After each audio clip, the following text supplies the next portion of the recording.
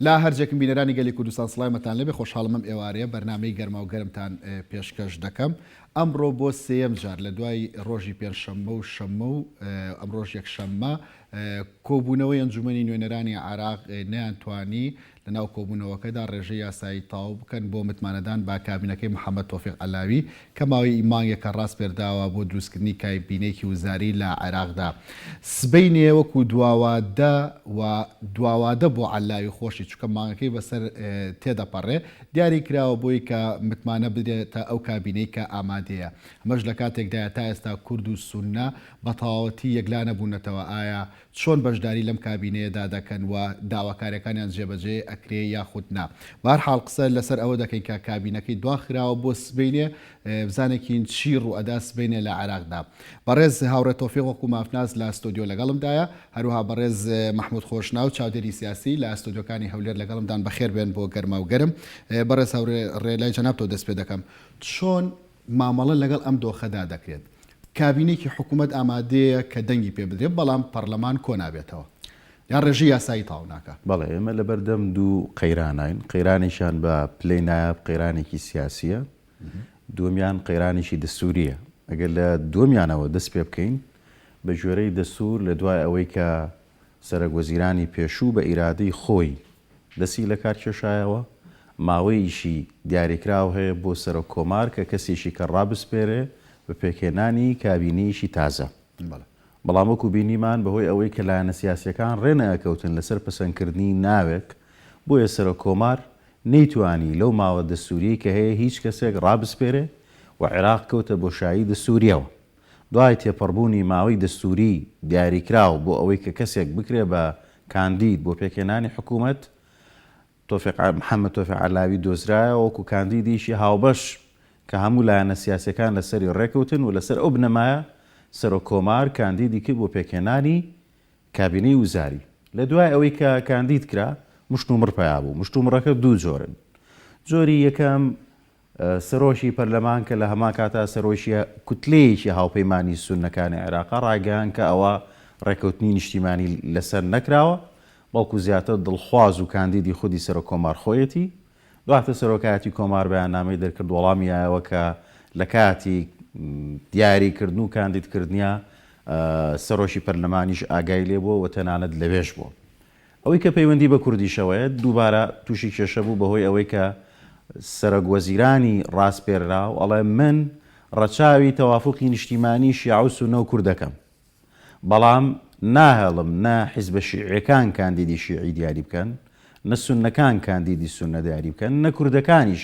حیزبە کوردیەکانیش کاندیدی سونە دیاریکەن، بەڵکو لە هەر سێ پێکاتەکە خەڵکانی بێلایەن و تەکنۆکرات دەهێنم و ئەیانکەم بە وەزیر.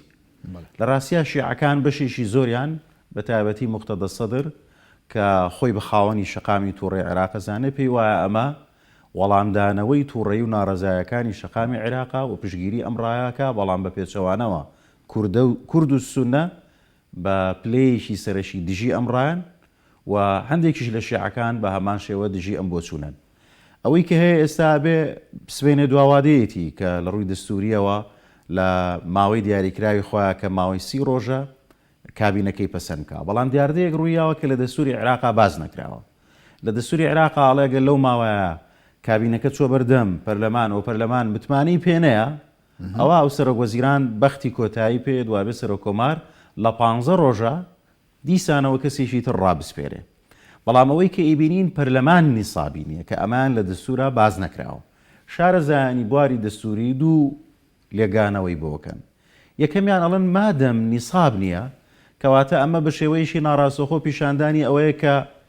ڕەتکردنەوەیە، پیشاندانی ئەوەیە کە ڕەزامەند نین بەم حکوومەتە. بۆچوونی دووەمیژەڵێ ئەم بابەتە ناکرێت لە چوارچێوەی ئەم جۆرە لێکدانەوانە هەڵسەنگانی بۆ بکرێ، پێویستەکە ڕای دادگای دەستوری محکەمەی ئیتیحادی وەربژیرە دەربارەی ئەم بابەتە. بەڵام لە ئەم حاڵەتێکە کۆنەبوونەوە ئەتوانین جگە لە دیوە دەستوریەکەی کە بە مانای ڕەتکردنەوە دێت. من پێم وایە کە ماوەیەکی زۆر کەم ماوە، ئەنی چەند کاژمێرێک بەوە چ خۆ دەزانی جۆڵە سیاسیەکان لە دوای 12 شەو کۆتایی پێێت لە عێراقا و ئەگەر کوی بکەیتەوە تا 12 شەو چەند کاژمێرێک ماوە، سبەینش چەند کاژمێرێکی ترمان لە بەردەمایە بۆ ئەوەی ئەگەر بێت و جۆرێک لە هەماهەنگی لە نێوان لایەنە سیاسیەکانە هەبێت لە ڕاستیا کە نیساب نەبووە لە بردووهۆ بووە هۆی یەکەمەوەیە بۆ ئەوەی بەسەرک وەزیران بڵێن پێشەوەی کە ئێمە خۆمان بە شێوەیەکی علەنی لە ناو پەرلەمانە ڕەت بکەینەوە خۆت بە ئەدەبی دەستەکار پێشیتەوە یعنی گریمانی دەستەکار کێشانەوەی سەرک وەزیرانی ڕاستپێرا و گریمانیکی بەهێزە دووەم بۆ ئەوەیە کە ئەم چەند سەعاتەکەمەی کەماوە ناچاری بکەن کە ڕەزامند بێ بەو داواکاریانە بەڵام پێم وایە ئەم گریمانیان لاوازە لەم چەند کاژمێرە ڕەنگە ئاسان نەبێ سا دەستەواژێکی تر هاتۆتە ناو بابەتەکەەوەی ژێ کە ڕۆژە پشوەکانی لێ دەربکەن ینی دەستوریەن ئەمە قبول کراوە یاخود لێ دەرناکرێ ڕۆژانە من وەکو باسم کرد ئێستا ئێمە لە عێراقا چەندین جار دەستور پێشەل کراوە هەر لە بنچینەیە هێنانی محەممەد تۆفیق علاوی پێچەوانەی دەستورە چکە ئەبوو ئەم لە پێشترا لە ماوەی مانگێکا کەسێک ڕابسپێرە ئێمە زانین چەنەها مودەیەکی زۆری بەسەراتێ پەڕیوە کە کەس ڕانەسپێرە عێراق کەوتە بۆشایی دەستورەوە لەبەرەوە بابەتی پێشێلکردنی دەستور لە عێراقا بەداخەوە بۆ بە بابەتێکی زۆر ئاسایی و ئەمە سەرەتایەکی مەترسیداریشە بەڕای من کە هێواش ئەمە لە داهاتووە لە ئەم ڕۆیانە بگەینە ئەو قۆناغی کە کارپێکردن بە دەستوریش ڕابگیرێ یعنی ئەمە گریمانەیەکە لەو گریمانانەی کە هەیە چکە ئەم بابەتە هەر بریتی نییە لەوەی ئێمە هەر کاتێک ویسمان بەویستی دادگای دەستوری کە بەداخەوە ئێساکە لە ژێر هەژمونی سیاسیایە بە کەیفی بارودۆخە سیاسیەکە لێکدانەوە بۆ دەستور بەڕێز هاوڕە هەر تایبەت بۆ بابەتە دەستوریە ئەوەی کە هەیە دەوترێت چانس بدرێ بە کاندیدێکی دیکە بۆ ماوەی مانگێک ئەمە بۆ کاتێک دەوترێت کە هەڵبژاردن بکرێت ئێستا کە حکوومەتەکە دەستی لە کارکێشاوەتەوە ئایا هەر لە ڕووی دەستوریەوە لەگەڵ یا ئەڕۆن ئەم کەسە مانگێک نەیتوانی کەسێکی دیکە کەسێکی دیکە یاخو سەرۆ کۆمار ئەرکەکان وەرەگرێ ئەمەش بابەتێکی ترە بەڵام ئەوەی کە ئێستا هەیە لە عێراقا زۆر زەحمەتە سەرۆکۆمار لە یەک کاتە سەرۆکایەتی کۆمار و سەرۆکایەتی وەزیرانی ژوەر بگرێ نەک لەبەر هۆکاری دەستوری یا لەبەر هۆکاری توانست لێوەشاوی بەڵکو لەبەرەوەی کە ڕوونە عێراق سەرک وەزیرانە بێت سەرک وەزیرانێکی شیعی بێت ڕەنگە پێکاتێ شیعی لە عێراقا بە هیچ جۆرێک ڕەزامەند نەبێ بەوەی کە پابڵین ئەوەی کە ئێستا کە تۆڵێن حکوومەت ئێستا حکوومەت لە عێراقا بەپێی دەستور دەسەڵاتی یەکەمی جێبەجێکردن لە حکوومەتە لای سەرۆکۆمار نییە سەرۆکۆمار پارێزەری دەستورە سەرۆکۆمار ڕەمزی وڵاتە سەرۆکۆمار دادوەرە لە بینی سێدەسەڵاتەکەیە بەڵام ئەوەی کە دەسەڵاتی فعلی جێبەجێکردنە فەرماندەی هێزی چەکدارە پارەی لایە سیاسەتی جێبەجێکردنی وڵات دانێ سەرۆک وەزیرانە سەرۆکی حکوومەتەکە لە لای شیعی عێراقا لەبەرەوە ئاسان نییە شیعی عێراق بەو داواکاریە ڕازی بن بەڵام لام حاڵەتێکام قسەکانم کورتەکەمەوە ئەمە ئاماژەیە بۆ ئەوەی کە دیموکراسی لە عێراقا لەسەر ئاستی دەستوری هێواش کەوتوتە ناو دووڕێیانێکی زۆر سەختەوە کە ژیانی ڕێکەوتنی دموکراسی لە عێراقا بە تەواوەتی فلیچ بووە زۆر باشە بەڕێز مەحموود خۆشنا و چاودێری سیاسی کە لە هەولێرەوە لەگەڵماندای سبەینێ لە عێراقدا چی ڕوودەدات هەر بابەتەکانی ئەمڕۆن دەچنە سبەینێ یاخود گرێکوێرەکان دەکرێنەوە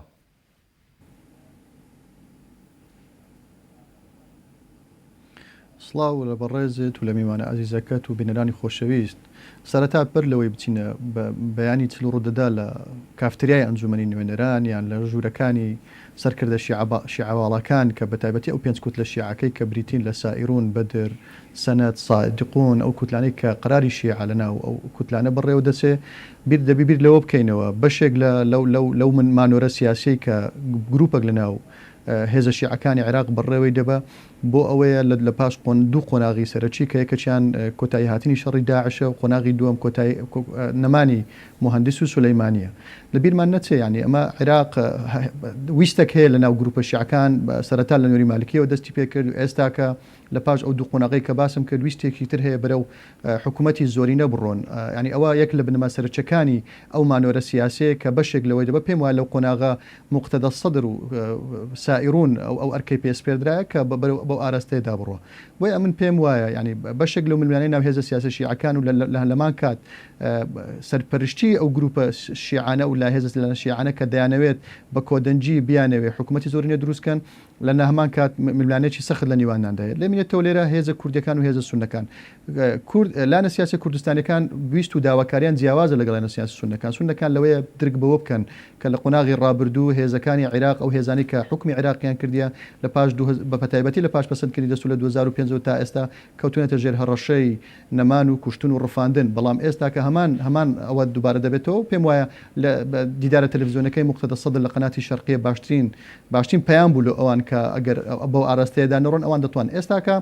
خوێندنەوەی جیاوازەیە بۆ خۆپێشەندەرانی عێراق ئەو خۆپێشەندەرانە ئایا نەتیجەی ئەوەیە کە کۆمەڵێک هێزی سیاسی شیعە بە تایبەتی سەدر لە پشت ئەو خۆپێشەندەرانەیە ئەمە خۆمان دەزانین و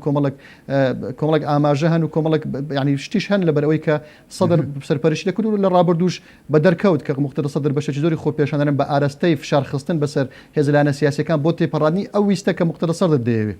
بۆیە ئەوە خوێندنەوەن وای لەوە کورد کردووە کورد کە بیر لەوە بکاتەوە کە چۆن مامەڵە لەگەڵ حکومەتە بکە بیرمان نەچی هەرێمی کوردستان قاوارەی سیاسی سەربەخۆیە ئەو حکومەتە دەیەوێت دیسانە کە قاوارەی سیاسی هەرێمی کوردستان بەلاوە بنێ دیسانە کە دەیەوێت بەویستی خۆی فەرزی ئیرادە بەسەر لانە سیاسەکانی تر بکە کە کورد و سونەن و بیەوێ حکومەتی زۆرنە تێپەڕنی بەناوی سەربەخۆی لە نظامی سیاسی هیچ شتێک نییە لە سیستەمی سیاسی بەناوی سەربەخۆی شتێک هەیە پێدەن حکومەتی زۆریان شتێک پێدەن حکومەتی ئیتیلافی ئەوەی ئێستا دەیەوێت بەناوی حکومەتی سەربەخۆی تێپەڕین لە هەمان کات حکومەتی سەربەخۆنین ئەوەی کە محەممەد تۆفیق علاوی و پێداگیری محەممەد تۆفیق علاوی لەسەر سەرۆکاتی ئەو حکومەتە ئەو ماوەی زۆرەی کە ئەو حکومەتە هینان و بردننی لە بۆ بەردەمی پەرلەمان دواخستنی سێ4 جەلسە کە متمانە پێدان بە حکومەتە وای کرد کە محەممەد تۆفیق علاوی و کورتتربی لەسەر ئەوەی کە بستنا ئەو پرۆسێ و سەرۆک وەزیرانی عێراق ئەوە ئاماژەیە کە بەوەی کە ئەو بۆچوونەی کورد کە هەیبوو کە ئەو حکومەتێکی سیاسیە بەڵام بەناوەکی سەربەخۆ دەیەوێ دیسانەکە بنمووی تاسی ڕەمەزان و تای محیدین معروف کۆمەڵە خەڵک بباتە ئەنجومەنی وەزیران بە نوێنەرایەتی کورد لە هەمان کات حکومەتێکی کارتۆنی نوێنەرێکی کارتۆنی کوردی سونی دروست بکەن ناو ئەنجومەنی وەزیران و بیرمان نەچی ئەنجومەنی وەزیران قەراری سیاسی لێو دەدرێت ئەوە پێم وایە ئەو حکومەتە زۆرینە لە پێناو ئەوەیە قەراری ئەنجومەنی نوێنەرانی عێراق بەدۆ دەرهێنانی هێزە بیانیەکان لە عێراق دەکەوتە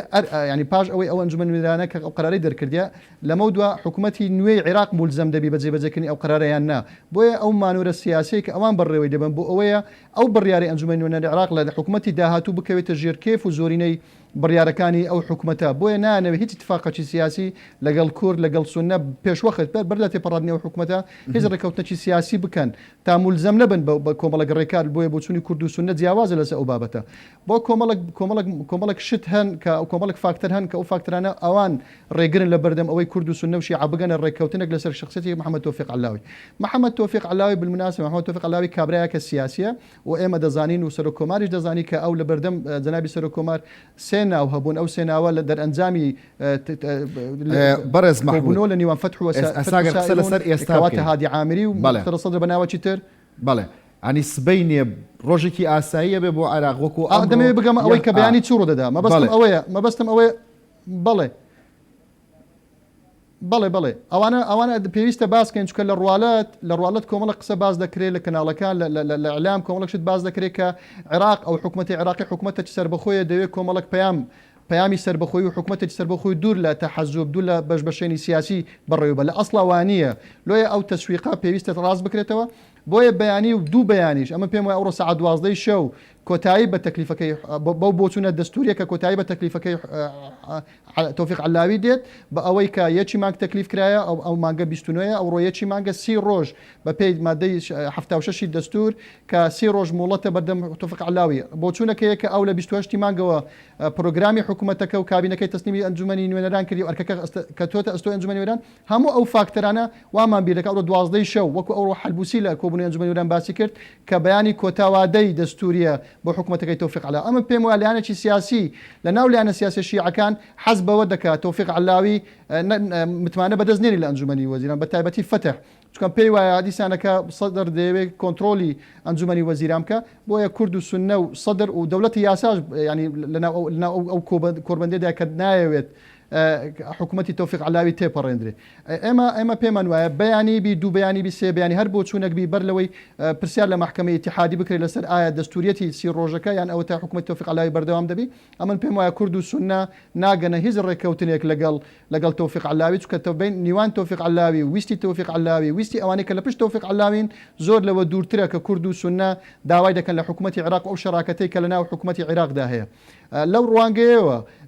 حکوومەتی تەوفیق علاوی یعنی بەو ئاراستەیەدا دەڕوە کە هێزە سیاسیەکانی کە ئەوان پێرە شەو لە ماڵی هادی عامری و دوونێ شەو لە ماڵی یەکێک لە سەرکردە شیعەکان کە بیر لەوە دەکەنەوە بەیانی بەو کەسانی کە وعدیان بەڵێنیان بە تەوفیق علاوی داوە کە حکوومەتەکەی تێپەڕن ئەوە یەک لە سیناریۆکانی ترە کە بەیانی بستنە ئەنجومەنی نوێنەران لە ئەنجومەنی نوێنەران زۆرینەی شیعە کە ئەوانەی کە بەڵێنیان بە تەوفیق علاوی داوە کۆبنەوەی دوێنێ شەو کە بەڵێنیان پێدا ئەگەر کورد و سونە نێنە ژێربار ئەوە بتوانن حکوومەتی زۆرینە تێپەڕین و بە زۆرینەی دەنجی شیعە لە ناو ئەنجومەنیان کە بەشێکی سونە کە بریتین لە مشعان جبوری ئوسامە نجێفی ئەوانە کە بەشدار دەبن لە دوانیە بەڕێز محمود ئەگەر بیان توانایە کە ئەوانە بە نەیاری تێپەڕێنن لە دوو ڕۆژەدا و کاران دەکرد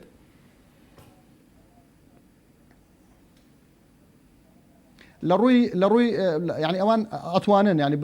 دەبی بزانین کە ئەوان دەتوانین نیساب تەواوکەن ناو پەرلەمان بەڵام دەتوانن نیسابی حکوومەتەکە تێپەڕێن نەک پرۆگرامەکە پێویستی بە زۆرینەی ڕها هەیە لە ناو پەرلەمان بەڵام لە بۆ تێپەڕانی وەزیرەکان دەتوانن ئەو ئەندامانیان هەیە بتوانن بیبرن ناو کۆبنەوە بەڵام ئەوانیش وەکو باسم کرد دەوڵەتی یاسا و فتح بە تەحدید ئەوانە نایەنەوێ حکوومەتەکە تێپەڕی بەبێ کورد و بەبێ سونە چکە 2000 دەزانن هەم لەلایەکەوە زاڵبوونی سەدر بەسەر ئەوانە هەم لایەکیشەوە دەزانن شەریکە ئەساسی خۆیانە کە هەرێمی کوردستانە لەمان کاتیش هێزە سیاسی سونەکانە کە بریتین لە پەرلەمانتارەکان نزیک لە حەلبوسی لۆیە بەو ئاراستەیە ئەوان تووشی ئەزمەیەکی گەورە دەبن هەم ئەزمەیەک لەگەڵ سەدر و هەم ئەزمەیەک لەگەڵ کورد و سونە بۆیە پێم وایە بەشێک لە هێزە شیعەکان نایەنەوێ بەڵام وەکو گوتیان بەدڵی نەبی بەدەستی نەبی بەڵام بەدڵیان بی لۆی فشاری کورد بەکاردێن بەڵام سیناریۆیەکە بەیانی بچنەوە ئەوەی تا ئێستا دیسانە کە بەیانی بچنەوە دەنگ بەوە بدەن و 2000 گفتوگۆ لەگەڵ کورد بکەن زۆر باشە ئەوەی تا ئێستا دەبینرێت بە هەندوەرنەگرتنی ڕای کورد و سونەیە لەسەرم کابینەیە کابینەیەک بەبێ کورد و سونە ڕابگەێنرێ لەم عێراقەدا چی ڕوودەدا دیارە ئەو نەیوتۆ من کورد و سونە بەشداری پێ ناکەم ئەوڵەیە کورد و سونە بەشداری پێەکەم بەڵام نابێت وەزیرەکان حیزبەکان دیاری بکەن لەبەر یەکۆ هۆیەکە ئەوەیە کە شەقامی عێراقی خۆپیشاندانی کردووە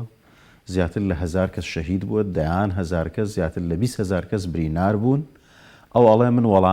وەڵام دەرەوەی شەقامی عێراقیم کە شەقامی عێراقی داوای حکوومەتێکی بێلایەنەکە بۆ ئەوەی دەستی حزب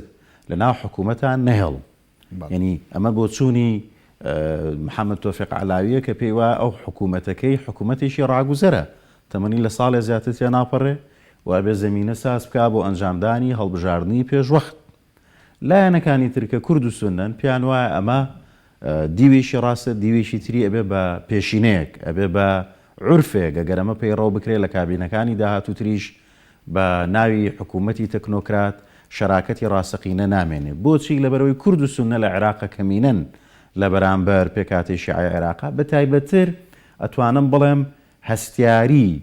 سونەکان لە مەسەلە زۆر زیاترە وەک لە کورد لەبەر چەند هۆیەک و یەکەم هەرێمی کوردستان کیانێکی هەیە ینی بەشداری کورد لە حکوومەتی بەغا زیاتر بەشداریی سیاسی و دەستوریە یعنی تەنانەت ئەو وەزیرانەی کە کوردیشن لە بەغا ڕۆژێ لە ڕۆژان هیچ پەیوەندیەکی کارژێڕی داراییان بە هەرێمی کوردستانەوە نییە مەلە هەرێمی کوردستان حکوومەت و وەزارەت و دام و دەستگای خۆمانەیە و پارەکە ئەو بودجەیەکەوە ئەینێرن لە بەغاوە بە بودجەیەک ئەینێرن بۆ کوردستان خۆی سەرفیەکە حکوومەتی خۆیەیە بەڵام سونەکان وانین ئێستا شارەکانیان کە ئازاد بووە لە دوای داعش لەلایەن شیعەکانەوە ئەبرێ بەڕێوە مەلەفی ئەمنی بەدەست ئەوانە ینی ئەوەی کە حاکمی ڕاستەقینەی شارە سونیەکانە بریتێ لە شیعەکان بۆیە ئەوان بە دوو جار هەستیارن جارێکیانەوەی پیان وایە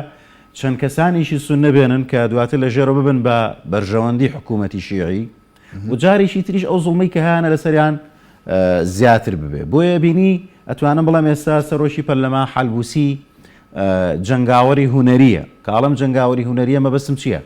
دیوە هوەری و دەستوریەکەی تێکدانی کابینە وزاریەکە حەلبوسیە یعنی ئەوەی کە ئێستا لە هێڵی یەکەمی شەڕەکەیە کە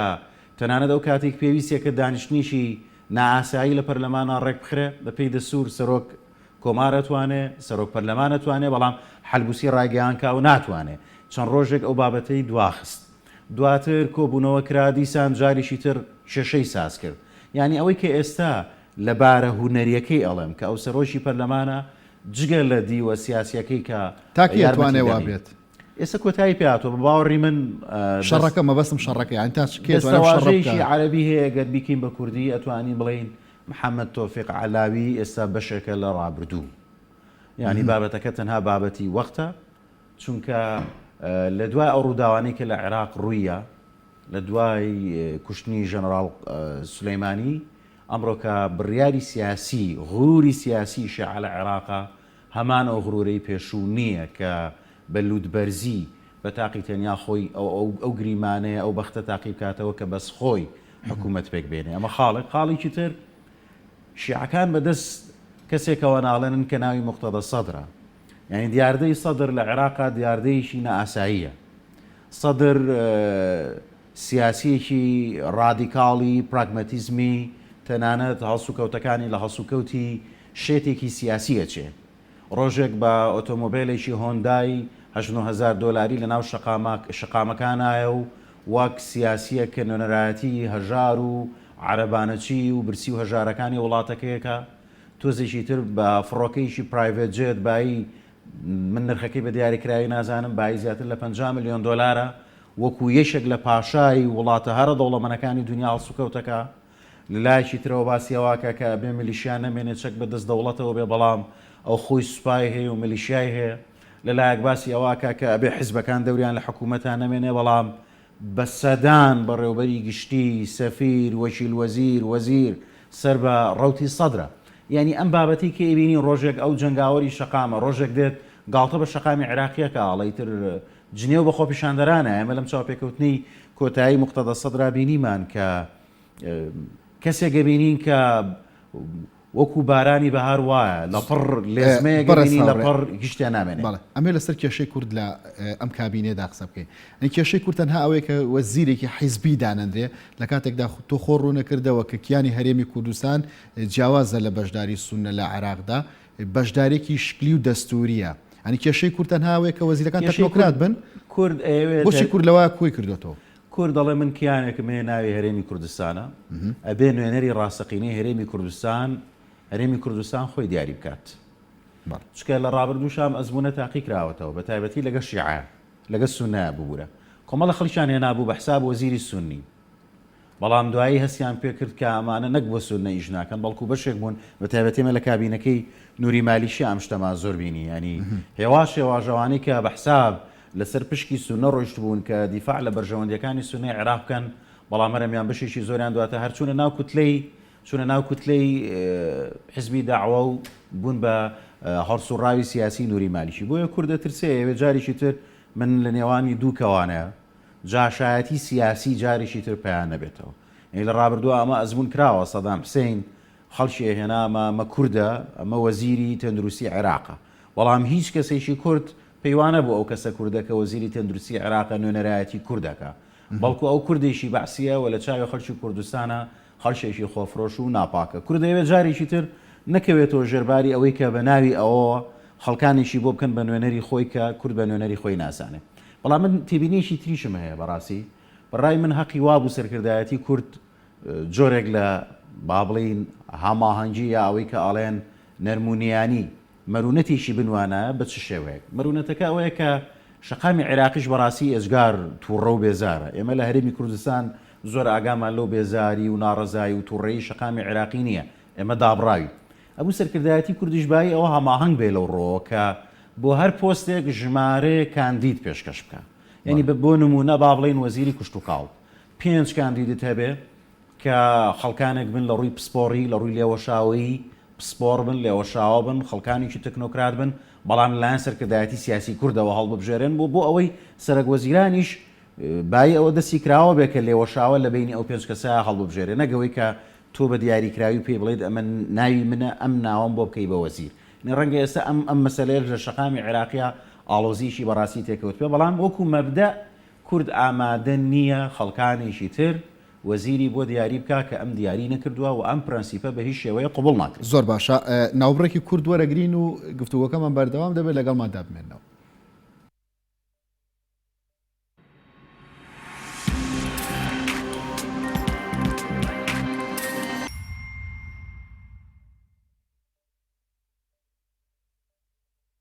ئۆفرێکی ناوازە لە قەیوان سیتیەوە ئێستا لە قەیوان سیتی ببە بە خاوەنی شوقەیەکی کواڵەتی بەرز و سەردەمیانە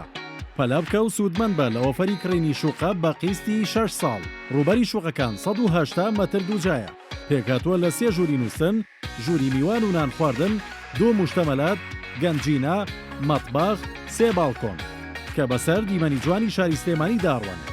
باڵەخانەکانی قەیوان سیتی سیستمی ئاگرکوژانەوە و غاز و سەتەلایتی مرکزی تێدایە و 2 ئەسانسۆر بۆ هەر باڵەخانەیەک دانراوە و تێیدا ڕەچاوی بەرزترین کاریگەریەکانی بوومەلەرزەکراوە. تەواوی باڵەخانەکان بە مەبەستی پاراستن لە سەرما و گەرما بە کەرەستەی گونجاو ڕووپۆشکراوە. ئەم دەرفەتە لە دەستخۆت مەدە و لە قەیوان سیتی بە پێشەکێکی گونجاو و بە قیستی درێژخایەن ببە بە خاوەنی شوقەیەکی هاوچەرە.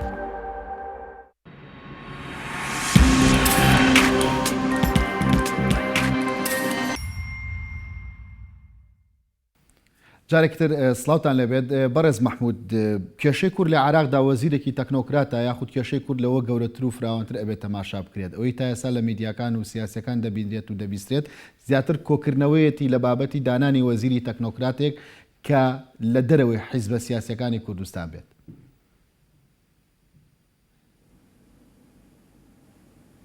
وەک ئەوەی باسم کرد ینی ئەو مانۆرە سیاسی کە بەداخەوە ئەو هێزە شیعانە بڕێوەی دەبن بۆ ئەوەی کە وتاری سیاسی یان سوودوەرگرتن لە خۆپێشاندەرانی عێراق بەکارهێنانی ویستی خۆپێشاندەران و داواکاری خۆپێشاندەرانی عێراق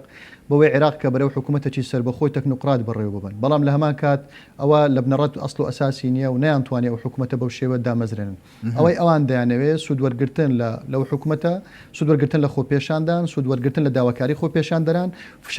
فشارخستن بەسەر هێزە سیاسی کورد و سونەکان بەوەی کە خۆپێشاندەران داواکاریان هەیە خۆپێشاندەران نهاتونە سەر شقام بەوەی حکوومەتێکی دیسان حکوومەتێکی ئیتلافی سیاسی دروست بکرێ دانەوێت حکوومەتێکی سربەخۆ دروستکەن بەڵام لە ناخی ئەو حکوومەتێکی حزبی تایبەتمەند بە لایەنێکی سیاسی شیعی دروست دەکرێت بۆیە کورد پێم وایە بچوونی کورد دیدی کورد لەو ڕوانگەیە زۆر دوورترە لەوەی کە ئەوان بیری لێ دەکەنەوە کورد وەکو باسم کرد قوارەیەکی سیاسیە بیر لەوە دەکاتەوە پێویستە اتفاقی سیاسی لەگەڵ لایەنەکانی ناو ئەنجومەنی نوێنەرانی عێراق بێ 2000 ئەو حکوومەتە هەرچیەک بێ دەکەوتە ژێر بەرپرسیارەتی و لێپسینەوەی ئەنجومەنی نوێنەرانی عێراق ئەوانەی کە لە ئەنجومەنی عێراقن هێزی سیاسی عێراقین زۆرینەی شیعان کوردی تێدایە سونەی تێدایە بۆیە یعنی دوورتر کورد بیلەوە بیر دەکاتەوە کە ئەوان نایانەوێ حکوومەتێک دروست بکرێ و کورد تەنانەت دەنگ دەربی لە ناو ئەو کابینەیە دەنگ بەو کابینێ بدە بەڵام هیچ نوێنەرێکی سیاسی و هیچ نوێنەرێکی دەستوری و هیچ ڕایەکی و بۆچوونی لەسەر ئاراستەی ئەو حکوومەتەیەدا تێدا نەبی بۆیە کورد هیچ سوودێک لەو حکوومەتە نابینێگە دروست بکرێت ئەوەی کە پەیوەندی بە شەقامەوە هەیە ئەوانەی کە خۆپێشاندەران داواکاریان هەیە بیرمان نەچێ ینی شەقام دوێنێ عەلا ڕەکابی کە یەکێکە لە چالاکوانانی خۆپێشاندەرانی بەغدا کە پێم وابوو لە ناسڕیەوە هاتبۆ بەغداد بەویست بە ئاراستەی چاکردنی سیستەمی سیاسی عێراق و کۆمەڵی قسەی باق و بریقی دەکرد بەڵام کە داوای لە خۆپێشاندەران کرد بەرەو هۆڵی ئەنجومەنی نوێنەرانی عێراقن بۆ ئەوەی فشار بخەنە سەر ئەو ئەنجومەنی نوێنەرانی عێراق بۆ تێپەڕاندنی ئەو حکوومەتە هەمان ئەو خۆپێشاندەرە و چالاکوانە سلماندی کە ئەو نزیکە لە ویستی مقتەدا سەدر بۆیە ئەمە بەڕێز مححمود ئاماژەکان پێمان دەڵێن ئەو حکوومەتی عێراق نە حکوومەتێکی تۆکنۆقراتە بەڵێ لە قسەکانی پێشوت ئاماژەت بۆ داکابێ کورد ڕێکەوتنی سیاسی هەبێ بۆم حکوومەتە ئەمە بەست چییە لەما مە چ گرنگیەکی هەیە لە کاتێکدا هیچ حکوومەتێک بەبێ ڕێکەوتنی سیاسی نەکراوە بۆ کورد دەستور لەسەر و ڕێکەوتنی سیاسیەوەیە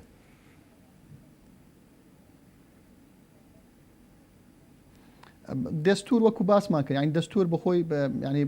لە عێراقا زۆر پێشەڵی دەستور کراوە و هێزە سیاسەکانی عێراق زیاتر لەسەر دەستور ناوەستن لەسەر ڕێکەوتنی سیاسی لە نیوان هێزە سیاسەکان دەوەستن ئەنجومەن سیستەم لە عێراق سیستەمەکی بەرلەمانیە هێزە سیاسیەکان لە ناو بەرلەمان تەواجدیان هەیە بۆیە پێویستە کورد بەر لەوەی بەشدار هیچ حکوومەتێک بکە لەگەڵ ئەو هێزە سیاسەی کە لە ناو ئەنجومەنی نوێنەرانی عێراقن کە باسم کرد لێپرسینەوەی حکوومەت دامەزراندنی حکوومەت ئاراستەکردنی سیاسەتی حکوومەت لەست ئەو هێزە سیاسانەیە بەر لەوە پێویستە ڕێکەوتن لەگەڵ ئەو هێزانە بکە بیرمان نەچی ئەو حکوومەتەش لە هەمان کات ناتوانانی حکوومەتی انتقالی بیانی حکوومەتێک بی کە ڕاگوزەربی بتوانانی انتخاباتی پێشوەختە بکە لەوەیە ئەگەر سەیری پرۆگرامەکەی حکوومەتی تۆفیق علاوی بکەی سەیری 11 تعهودەکەی حکوومەت بەڵێنامەکەی حکوومەتەکەی تۆفیق علاوی حقوقی تۆفیق علاوی بکەی وەکو ئەو وایە حکوومەتی 4 ساڵی بینەک حکوومەتی تەواوکەری حکوومەتی عادل عەبدولمەهدی بی بۆیە ئەو ئاماژانە پێمان دەڵێن کورد دەبی ورتر بی لە شێوەی تەعاملکردنی لەگەڵ بەغدا و پێداگیری تۆفیق علاوی ئەوەمان پێ دەڵێ بۆیە ئەو ئیتفاقە سیاسی ئەو ڕێکەوتنە سیاسی لەگەڵ هێزە سیاسی شیعەکان بەر لە سونەکان لە هەمان کات هێزە سیاسی سونەکانیش بۆ ئەوەی فشار بخێنە سەر هێزە سیاسەکانی تر بۆ ئەوەی داواکاری کورد لە عێراق تەنانەت وەزیر نییە تەنانەت مدیر عام و ڕایۆژکار نییە سەفیر نییە داواکاری کورد پێمان وایە یەکەم داواکاری من مادەی 140 خاکە دووەم داواکاری پەیوەندیمان بە زۆری ڕێککەوتنی وزە لەگەڵ عێراق هەیە پەیوەندیمان بە بودجەی گشتی عێراقەوە هەیە کە کورد خۆمان دەزانین لە ماوەی ڕابردوو کە کێشەمان لەسەر بودجەی عێراقەوە هەبوو بڕینی بوو بەشە بودجەی هەرێمی کوردستان کێشەی زۆرمان لە هەرێمی کوردستان لەوە دروست بوو بۆیە یعنی ئەو پەیوەندیانەی کە بین نێوان حکوومەتی هەرێمی قوارەی سیاسی هەرێمی کوردستان حکوومەت و پەرلەمانی هەرێمی کوردستان لەگەڵ هێز و لایەنە سیاسەکانی عێراق من پێم وایە کە نوێنەراتیان لە ئەنجومەنی نوێنەرانی عێراقدا هەیە ئەوە گرنتی ئەوە دەسەلمێنی کە لە ئایندا هیچ گرفتەک نێتە بەردەمی هەرێمی کوردستان بەڵام بچین دەنگ بە حکوومەتێک بدەین متمانە بە حکوومەتێک لە بەرلەمان بێ ئەوە هیچ ڕێککەوتنێک بکەین زمانەکە ئەوە هەیە کە بتوانین لە ڕابردوو لە ئایندا ئەو حکوومەتە بتوانانی داواکارەکانی هەرێمی کوردستان جێبەجێ بکات ئەو حکوومەتە چۆن دەتوانانی لە پرۆژەی یاسای 2020 جێ بۆ بودجەی مادەی 140 بکاتەوە چۆن دەتوانانی لەژنەی مادەی 140 ئەکتیڤ بکاتەوە ڕێ ئاساییکردنەوەی بارودۆخی ئەو ناوچانەی کە بە ناوچەی مادەی 140 ناوچە جێ ناکۆکین کە ئەو حکوومەتە چ زمانەتێکی ئەو حکوومەتە بتوانانی ئەو ئاسایی بکاتەوە چ زمانەتەکە حکوومەت بەشە بودجەی هەرێم و بودجەی فەرمانەوەی هەرێم بدات بۆیە حکوومەت هەرێمی کوردستان نابی تەسلیمی قەدەری بکە هێزە سیاسی کوردستانەکە نابی تەسلیمی قەدەری بکەن ئەو لە ڕواڵەت ئەو ناو باغ و بریقە کە باز لەوە دەکەن کە حکوومەتێکی تکنوقڕاتە و پێویستە زاڵبی و خۆی نوێنەرەکان هەڵبژێری بەڕاستی ئەمە دەتوانم بڵێم ئەمە درۆیەکی گەورەیە و حکوومەتە دەیەوێت ینی ئەو هێزە سیاسی دەیەوێت حکوومەتی زۆرینە پێک بنی بەڕێز مەحموود هەر تایبەت بۆیە ئەوەی ئێستا ڕوودەدا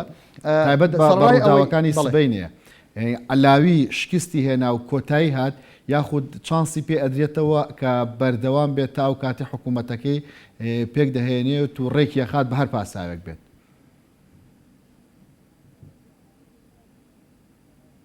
بە پێی مادەی 76 وەکو باسم کرد ینی ئەوان ئەمن پێم وایە لە ڕووی سیاسی و حکوومەتەکە کۆتایی هات و پەیامەکی زۆر باش بە محەممەد تۆفیق علاوی ئەوانی لە پشت محەممەد تۆفیق علاوی دراکە ئەو حکوومەتە سەرکەوتونابی ئەگەر بە زۆرینەش تێپەندرە وەکو باسم کە دەکێک لە سینناریۆکان ئەوەیە کە حکوومەت بەدەنجی ئەوانەی کە لە کۆبوونەوەی دوێنێ لە ماڵێک لە سەرکردەکانی شیعە بە تایبەتی لە سەرکردێکی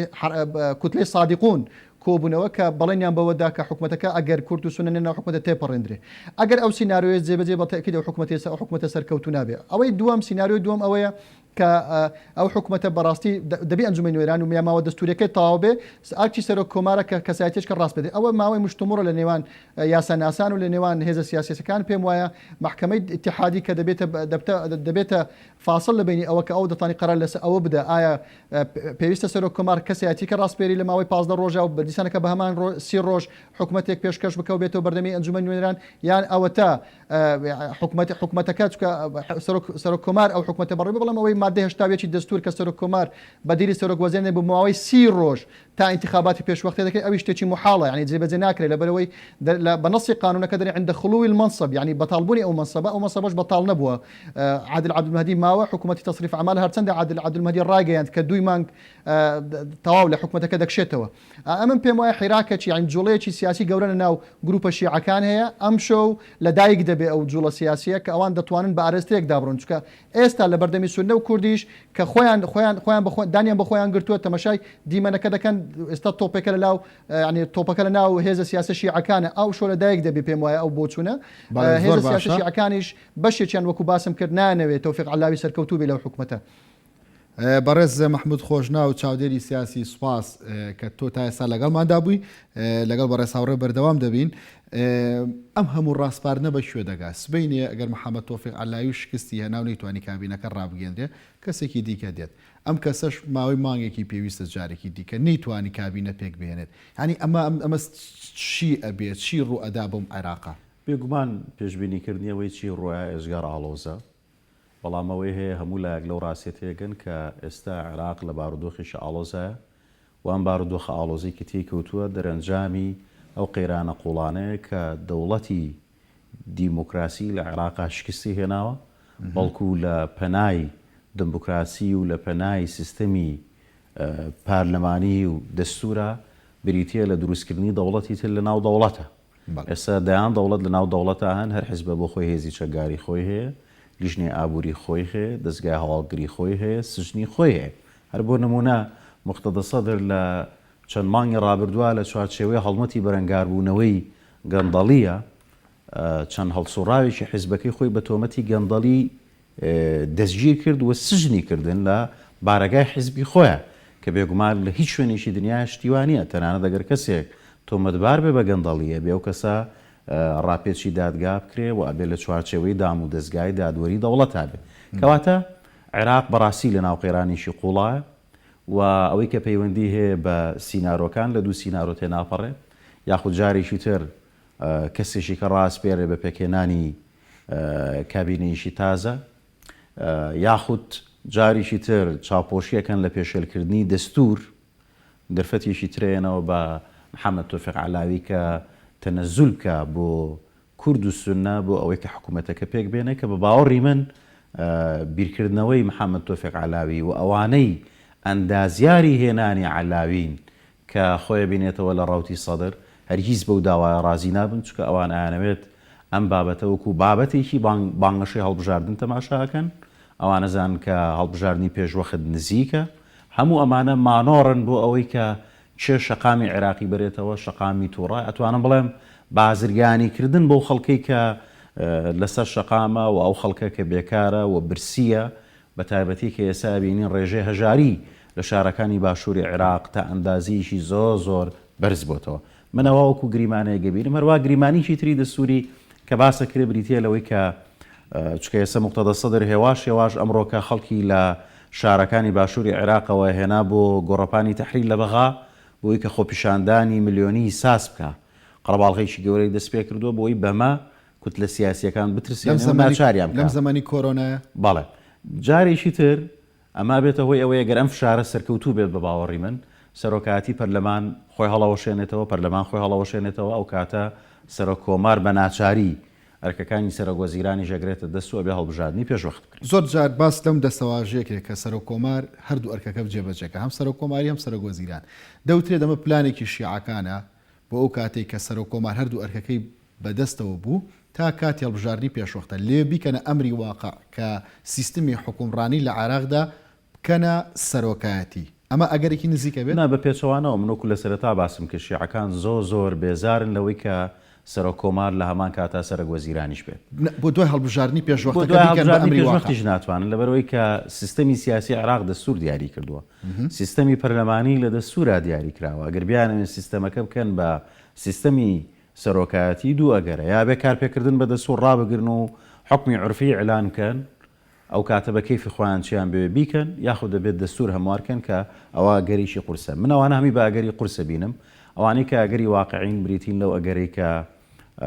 وەکووتم علاوی دەرفەتێکی تری بنێ بە پێشێلکردنی دەستور ئەگەری دووەم بریتە لەوەی کە کەسێکی کە ڕاستپێرن ئەگەری سێم کە ئیترەوە ئەگەری وەکۆڵێ هەموو دەرگاکان داخرێ هیچ شتێک نامێنێ و دەوڵەتی عێراق بە تەواوەتی هەڵەوەشێتەوە بریتە لەوەی کە ئەو کات بە ناچاری نەک بە ویست و ڕەزامەندی ینی بریتە لەوەی کە سەرۆکۆمال لە هەمان کاتە کاری سەرۆکوەزیرانیش ببابڕێ و پەرلەمانیش خۆی هەڵوەشێنێتەوە کامیان ئەگەرێکی زۆر نزیکە بۆ عێراق کاندیدێکی تر لەبەرەوەی ئێمە ئاگادار بە چەند کاندیدێکە بوون بەڕاستی یعنی ئەو کاندیدانەی تر ئەتوانم بڵێم لەلایەن خۆپیشاندەران و لەلایەن مقتەدە سەدرەوە ڕەتکراوەتەوە خۆ دەزانی خۆپیشاندان لە شارەکانی عێراق کۆتایی پێهات ئەو کات کە باز لە کاندید دەکرا شەقامی عێراقی پڕ بوو لە خۆپیشاندەر لەبەرەوە هەم کوت لە سیاسیەکان هەم سەرۆک کۆمار نەیانەتوانی تەجاوزی ئیرادەی خۆپیشاندەران بکەن ئەگەر ناکاندیدی تری گونجاوتر لە محەممەد تۆفیق علاوی هەبوون بەڵام ئەوان خۆپیشاندەران ڕەتیانە کردو بەڵام کە لە ئێستا خۆپیشاندان نەمێنێ کە نەماوە سێریەوە مەکە کە ئەمڕۆکە مقتەدە سەدە و جۆڵەیەشی دەست پێ کردووە ئەو کاتە ڕەنگە ئەو کاندیدانی پێشووتر کە ناویانە هات نزیکترینیان بریتە لە مستەفا کازمی سەرۆکی جیهازی مخابراتی عێراقی ئەمە یەکێکە لەو کاندیدانی کە هەل ڕابردووش چانسێکی زۆر بەهێزی هەبوو پێم وایە کاندیدی بەهێز ینی لەو ماوەی کە مشتومڕ هەبووە ژمارەیە کاندیدی بەهێز ناویان هاتووە نەکرد ناویان هاتووە گفتوگویان لەگەڵا کراوە تەنانەت هەندێکیان چانسی ئەوان هەبووە کە ناوەکەشان بە شێوەیەکی فەرمی بە نووسراوی فەرمی ڕابسپێرن بۆیە ئەگەری ئەوەی کە کەسێکی تر بکرێ بە کاندید ئەگەرێکی بەهێزە عادل عەبدولمەهدیەتەوە مەیدان جارێکی دیکە بێتەوە بە کاندید ئەمڕۆ قسە زۆر لەسەر ئەوە بوو کاندێ پەرلەمانتاری عێراق پێیان وا بوو چانس بدرێتەوە بە عادل عەبدولمەهدی لە بەرامبەر گۆڕانکاری لە کابینەوە زاریەکەی و بەرنامەی حکوومەتەکەی منەمان بە دوو رەزانە مەرچەنە بە پێچەوانی پێشبینیەکان عادل عەبدولمەهدی یەکێک بوو لەو کەسانی بەردەوام دەستی خست بە گیرفانیان لە چاوپێکەوتنەکان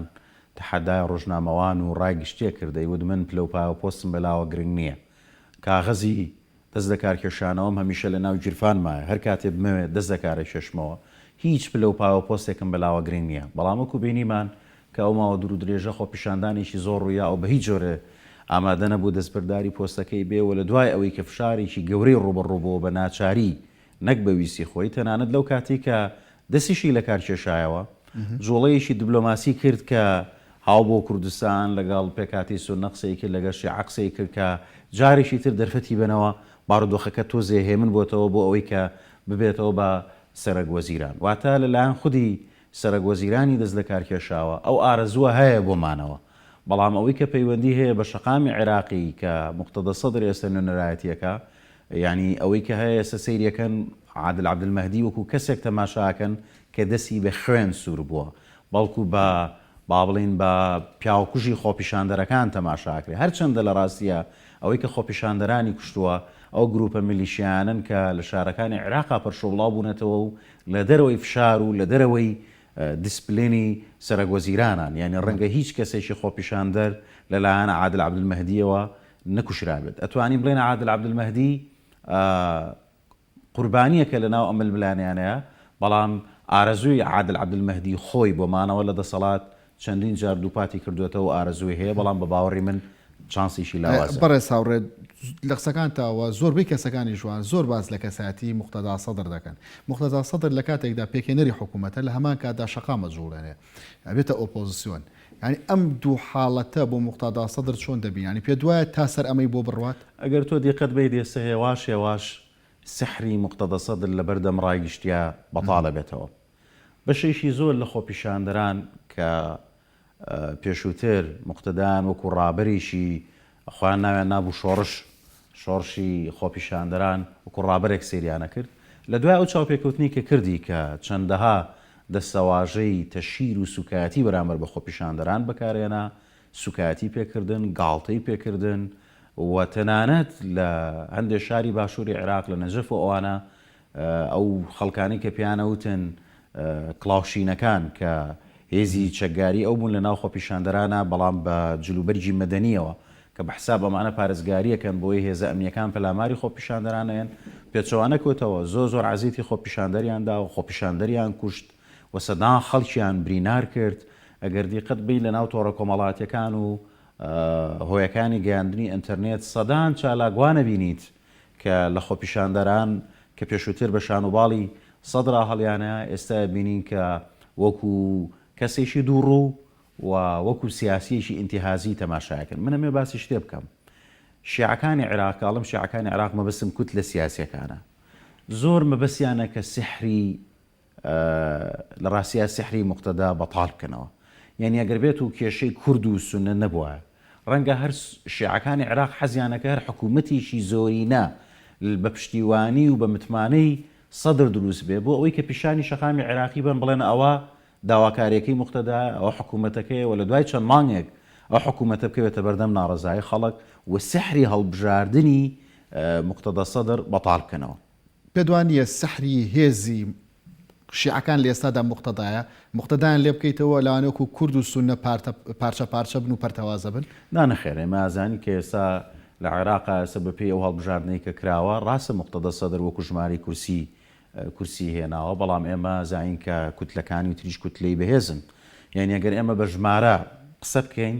مقتەدا سەدر بریتی نییە لە 28 شیعای عێراق باقیەکەی تری هێزە سیاسەکانی تری شیعای عێراقن لە حزبی داعوا بەڵام ئەوێ وەکو کارکتەری و کاریزمایەکی گەورە دەرەکەوکانی تریان وان نین ینی ئەگەر مقتەدا سەدریان لێ بکەیتەوە ئەوکانی دیکە دەتوانن بەم جۆرە مامەڵەکەن لە شەقامی عێراقی کەسایەتی سەدر کەسایەتیش ئاڵۆزە کەسایەتیشی پۆپۆلیستیە وا کەسایەتیشی ڕادیکاڵە ئەم دوو شتەوای کردووە کە جێگەی سەرنج بێ بۆ شەقامی عێراقی جاروبار قسە بە کۆماری ئیسلامی ئێران ئەڵێت و باسیەوە کاکە ئەو عەرەبێکی عێراقی ڕاستەقینێ و نابێت شیعەی عێراق ببن بە پاشکۆی ئێران ئەو بینیمان سەردانی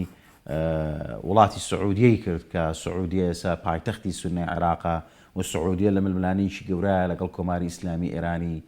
جارێکی تر کە ئەکەوێتەوە کێشە ئەبینین لە خوار